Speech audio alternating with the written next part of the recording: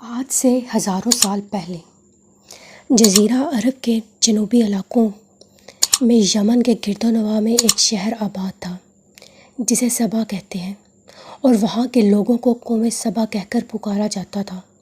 یہاں کے لوگ نعمتوں سے مالا مال تھے اور ہر طرف لہلہاتے کھیت اور پھل سے لدے درخت موجود تھے، مگر یہ لوگ شرک میں مبتلا تھے، سورج کی پرستش کیا کرتے تھے۔ جب یہاں کے بادشاہ مالک بن شرحجیل کی موت ہوئی تو اس ملک کی بھاگ دوڑ اس کی بیٹی بلقیس نے سنبھالی۔ بعض مورخین نے لکھا کہ بلقیس کے والدین میں سے ایک جنات میں سے تھا، مگر اس نظریے کی کوئی واضح دلیل نہیں ملتی۔ ملکہ بلقیس ایک قابل عورت تھی جس نے 9 سال یمن پر حکومت کی۔ دنیا کے بیشتر علاقوں میں جو تجارت ہوتی تھی وہ سباہوں کے ہاتھ میں تھی۔ یہی وجہ تھی کہ یہ قوم نہایت دولت مند تھی، مگر یہ وہ زمانہ تھا جہاں ایک عظیم موحد بادشاہ کی مشرق سے مغرب تک حکومت اور جاہ و جلال کا ڈھنکا بجتا تھا، جسے تاریخ میں حضرت سلمان بن داؤد کے نام سے جانا جاتا تھا۔ حضرت سلمان علیہ السلام کی حکومت بیشتر ممالک میں تھی، جس کا دارالحکومت یروشلم شہر تھا۔ آپ کو ہوا، جنات، چرند پرند اور جانوروں پر حکمرانی عطا کی گئی تھی۔ ایک دن کا واقعہ ہے کہ حضرت سلمان علیہ السلام نے دربار لگایا تو سب حاضر ہوئے، لیکن ان کا سب سے چہیتا پرندہ ہدہد حاضر نہ ہوا۔ وہ غائب تھا، تو حضرت سلمان نے پوچھا، ہدہد کہاں ہے؟ وہ کیوں نہیں آیا؟ حضرت سلمان نے فرمایا، اگر ہدہد اپنی غیر حاضری کی کوئی مناسب وجہ نہ پیش کر سکا تو اس کو قتل کر دیا جائے گا۔ ابھی یہ گفتگو ہو رہی تھی کہ ہدہد آ گیا۔ حضرت سلمان نے ہدہد سے پوچھا، تم کہاں تھے؟ تو اس نے کہا، اے اللہ کے پیغمبر، میں اڑتے اڑتے ایک ایسے ملک پہنچ گیا جہاں ایسے لوگ دیکھے جو شرک کر رہے تھے۔ وہ آگ اور سورج کی پوجا کرتے ہیں۔ ان کی ایک رانی ہے، اس کو وہ لوگ بلقیس کے نام سے پکارتے ہیں۔ وہ ایک تخت پر بیٹھ کر حکومت کرتی ہے۔ اس کے تخت میں ہیرے جواہرات لال زمرد جڑے ہوئے ہیں، اور اس کے پاس تمام سامان آرائش و نمائش موجود ہے۔ حضرت سلمان نے کہا، اگر تمہاری بات سچ ہے تو میرا پیغام اس ملکہ تک پہنچاؤ تاکہ وہ شرک سے باز آ جائے، اور خط پہنچانے کے بعد وہیں بیٹھ کر سنو کہ وہ کیا رد عمل ظاہر کرتی ہے۔ اور پھر حضرت سلمان علیہ السلام نے خط روانہ کیا، جو کچھ یوں تھا، یہ عزت والا خط سلمان ابن داؤد کی طرف سے ملکہ سبا بلقیس کے لیے ہے، جو ہدایت کی پیروی کرے، اس کے لیے سلامتی ہے۔ مجھے یہ غلبہ کی خواہش نہ کرو، میرے مقابلے میں سرکشی اختیار نہ کرو، بلکہ فرما بردار اور مطیع رہو اور میرے پاس آ جاؤ۔ جب یہ ہتھ ملکہ بلقیس کی گود میں گرا دیا ہدہد نے، تو اس وقت دربار میں تقریباً 300 سے زیادہ سردار بیٹھے تھے۔ انہوں نے جب یہ ہتھ پڑھا تو طیش میں آ گئے۔ انہوں نے کہا، یہ ہماری توہین ہے، ہمیں اس کا ساتھ جواب دینا چاہیے۔ لیکن ملکہ سمجھدار تھی، اس نے ان کو سمجھایا اور کہا کہ ہتھ سے پتہ چل رہا ہے یہ کوئی عام شخص نہیں بلکہ اللہ کا پیغمبر ہے، ہمیں حکمت سے کام لینا چاہیے۔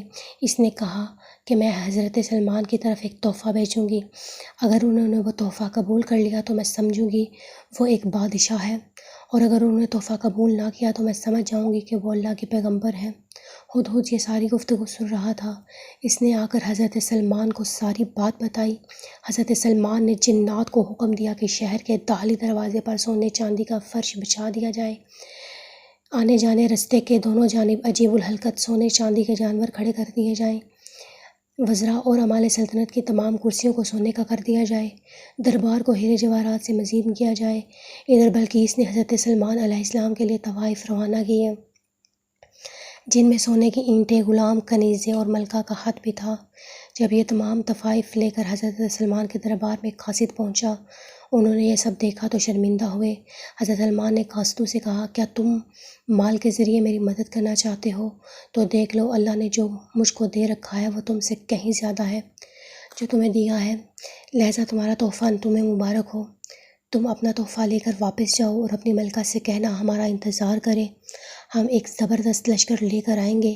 جب یہ خبر ملکہ بلقیس تک پہنچی تو سمجھ گئی وہ اللہ کے نبی ہیں، لہٰذا اس نے حضرت سلمان کے دربار میں حاضر ہو کر اپنی اطاعت کا یقین دلانے کا فیصلہ کیا۔ جب حضرت سلمان تک یہ پیغام پہنچا تو انہوں نے کہا، تم میں سے کون ہے جو مجھے ملکہ کے آنے سے پہلے اس کا تحت لا کے دے؟ تو ایک دیو ہیکل جن نے کہا آپ کے دربار براہ راست ہونے تک میں اسے لا سکتا ہوں، میں اس کام کی پوری قوت رکھتا ہوں اور ایمانت دار ہوں۔ پھر ایک اور شخص نے کہا جس کے پاس کتاب کا علم تھا، اس نے کہا میں یہ تحت آپ کو آپ کے پلک جھپکنے سے پہلے لا دوں گا۔ پھر حضرت سلمان نے اس تحت کو اپنے پاس رکھا ہوا دیکھا۔ پھر حضرت سلمان نے اس تحت کو دیکھ کر پکار اٹھے، یہ میرے خدا کا فضل ہے کہ وہ مجھے آزمائے کہ میں شکر کرتا ہوں یا ناشکری، اور جو شکر کرتا ہے اس کا شکر اپنے لیے مفید ہے، اور جو ناشکری کرتا ہے تو میرا پروردگار بے نیاز ہے اور اپنی ذات میں بزرگ و برتر ہے۔ مفسرین کے مطابق وہ شخص حضرت سلمان علیہ السلام کا کوئی دوست تھا جس کا نام آصف ابن برسی بتایا جاتا ہے، اور بعض نے لکھا وہ آپ کا خالازاد بھائی ہے۔ کہا جاتا ہے کہ اس تخت کی لمبائی 80 ہاتھ، عرض 40 ہاتھ اور اونچائی 30 ہاتھ عرض تھی۔ کہا جاتا ہے کہ اس میں موتی، سرخ یاقوت اور سبز زمرد جڑے ہوئے تھے۔ حضرت سلمان نے اس تحت سے میں رد و بدل کر دیا اور اس کو پہلے سے بہتر بنا دیا۔ جب ملکہ بلقیس حضرت سلمان کے دربار میں پہنچی تو آپ نے اس سے پوچھا کہ تمہارا بھی اسی طرح کا تحت ہے؟ تو اس نے فرمایا یہ تو ہو بہو وہی ہے۔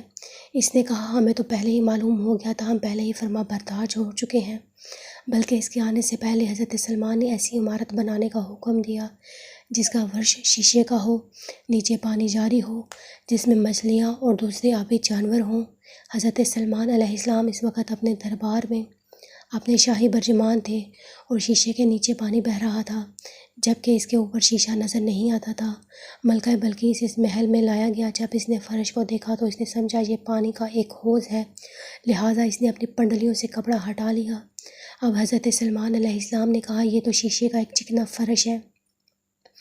تب وہ شرمندہ ہوئی اور بول اٹھی، اے میرے پروردگار، میں سورج کی پوجا کر کے اپنے آپ پر ظلم کرتی ہوں، اور اب میں اللہ رب العالمین کے ساتھ سلمان کے ساتھ اللہ رب العالمین کے اطاعت قبول کرتی ہوں، لہٰذا اس پر یہ ظاہر ہو گیا کہ جس طرح وہ شیشے کے سین کو پانی کا لہریں مارنے والا حوض سمجھ بیٹھی، اسی طرح اس نے سورج کی چمک اور دمک کو دیکھ کر اسے معمود سمجھا۔